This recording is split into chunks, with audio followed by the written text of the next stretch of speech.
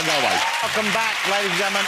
Let's get my next guest out. He's one of the nation's favourite comedians, and last year he reached the pinnacle of showbiz. He won Celebrity Big Brother. Ladies and gentlemen, it's the one and only Julian Clary.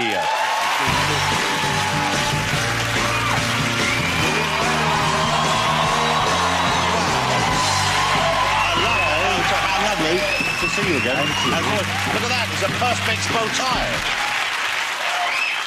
I've seen most things, I've never seen a Perspex bow tie before. Oh, it's very handy, you know, you don't have to tie it or anything. Wow, it's quite rinse it under the tap. Julian, thank you for being here. It's a pleasure. It's always lovely having the show. I always enjoy spending time with you, and I believe you missed a big party to be here this evening. Well, I've delayed my attendance at the party. Okay. This week, my Auntie Tess was 100. Wow, 100 years old. Well, congratulations. So, thank you. That's for Auntie Tess. Where's you? So it's a kind of 3-day rave going on. We had a party where she lives in Brentford yesterday, and tonight the party has started at my house with all of the family, and it will carry on tomorrow. Well, and she's got a picture of the Queen there. Yes, that's what you get for your trouble when you live to be 100. Oh, so you still get a picture? So what, you get a letter from them? I thought they'd stopped doing that. No, you get a sort of hand-delivered card, personally signed by Her Majesty. And interestingly, at the party the other day, with all of her friends who are of an age, they all...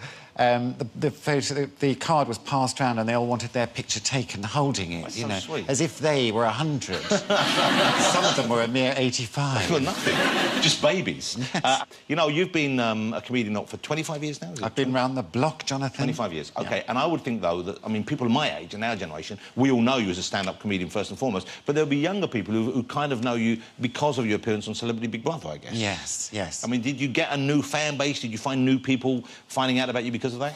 I did, because I did a tour straight after I came out of the house, and that was quite good timing. So I did notice, same as when I did Strictly Come Dancing, I got a lot of silver-haired ladies, which were very welcome. And now I had sort of youths and young people that watch Big Brother. So I do like it when I'm on stage and you look out and there's, you know, your gay and lesbian contingent, and then there's the Strictly lot, and now there's the sort of young people. It's very cheery. But, you know, I remember the night I was hosting the Comedy Awards back in the 90s, and you came here we out, go. and you made that famous comment, and it was very funny. It made me laugh a lot, about Norman Lamont. A joke, clearly a joke. Yeah. Well, at least I hope it was a joke, I don't know. And I didn't realise at the time that that would have quite the effect it did on your career, at least temporarily. Norman Lamont had come out and given an award beforehand, perversely. He was the Chancellor of the Exchequer, wasn't he? So he was about as well-known a politician as we had, short of our leaders. And then Julian was next up. You came out afterwards. Norman Lamont was... I didn't like him, you know, and he was a sort of very... and I thought, what on earth is he doing? While I was waiting for all the endless awards, while I was waiting to come on, I got more and more worked up about the fact that this sort of right-wing Tory was at a comedy awards show. And by the time I came on stage, I said, I'm sorry I'm late, everyone. I've been fisting Norman Lamont. It's one of those things that's it's followed me around, and I know when I die this will be on my obituary. But I was curious about, because at the time I didn't realise, and I've had a run-in with being silly myself, occasionally maybe going a bit too far, and knowing the impact it can have. But, you know, and you realise afterwards, well, you didn't mean it in any way to have that kind of an impact, and I'm sure you didn't think it would. So afterwards, how was it with you dealing with that? I mean, what kind of an experience was it for you? Well, I mean, in retrospect, I look back at it now, and because my diary was suddenly cleared, I think everything happens for a reason. This is my take on it, that probably I needed some time off and I needed a bit of a break. So the powers of the universe caused me to say this outrageous thing, and suddenly I was able to rest. I mean, there was a lot going on in my life at the time. My boyfriend that I was living with had just died of HIV-related illness, and so had my best friend, and I'm not making excuses, but I was taking a lot of Valium. But, you know, I don't think many people knew that. I didn't know that you were going through such a dark time and such a difficult time, and I can understand why you wouldn't broadcast that, but it must have been incredibly difficult for you, and to still go out and have to perform while that was going on. Yes, I think just before that had happened, I think Christopher had died about a year before, and I remember taking his ashes to Portugal, because we used to like Portugal, to scatter them on this beach we used to know. And so I went to Portugal and set the urn there and the candles all around, and it was kind of dark and everything, but it was all... the moment was happening, and then I heard a rustling behind me and I turned around and there was a Portuguese man masturbating. And I thought, well, Christopher would have quite liked that. He would have been amused, I think. Well, it's a memorable thing. And then who would have thought then, what, fast forward 20 years and you're on Strictly Come Dancing and you win a whole new fan base there, you win Celebrity Big Brother, I mean, and your career is perhaps stronger and more sort of, I would have thought for you, more comfortable than ever before. Yes, I think if you're tenacious, as we are, you know, you just kind of keep going and diversify. So I write books as well. I write novels and you do a bit of Just a Minute and you just kind of spread yourself around so that it's not just relentless filth on one level.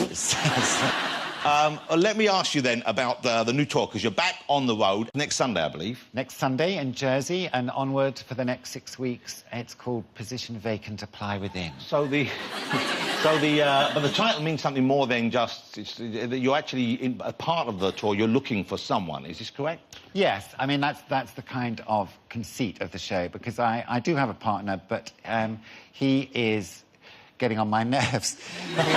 He works very hard, you know, and he gets up at 6:30 in the morning when I'm in bed and comes back after midnight when I'm back in bed. Well, so what does he do? I don't know. Something in an office. But, I mean, for the last 6 months, he's not seen me standing up. And from his point of view, I'm just this prone figure under, you know, it's like living with the Turin shroud, I think. So I'm just a bit cross. So I thought this is a kind of veiled threat to go out looking for a husband every night. And I select men from the audience in the theatre and herd them into a kind of sheep pen.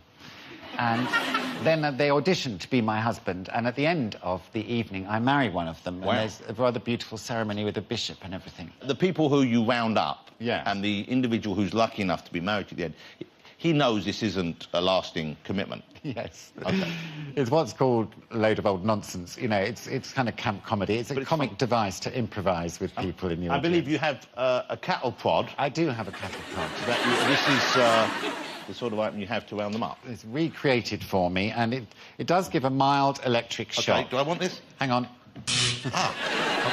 There's nothing to worry about, but it can cause numbness below the waist in the over 50s. OK, well, we thought it might be fun to see if there's any candidates in our audience this evening. He'll be back trying to find a new partner, but for now, would you say thank you to Mr. Julian Clary? Thank you very much. Join me after the break when I'll be joined by two of my favourite actors and band members from Spandau Ballet, Carrie and Martin Kemp. See you in a second. Welcome back, ladies and gentlemen. OK, just before the break, I was talking to the fabulous Julian Clary. He's now in the audience looking for potential husband material. Julian, has anyone caught your eye? I'm going to slip along here, if you don't mind. I can smell the fear, Jonathan. I can understand why they'd be nervous. Anyone catch your eye right now? Are you two a couple? No. No. What's your name? It's Aiden. Aiden? Yes. What do you do? I'm a project manager for a small market intelligence company. Let's not waste our time. Oh, I say, look, a nice bald man.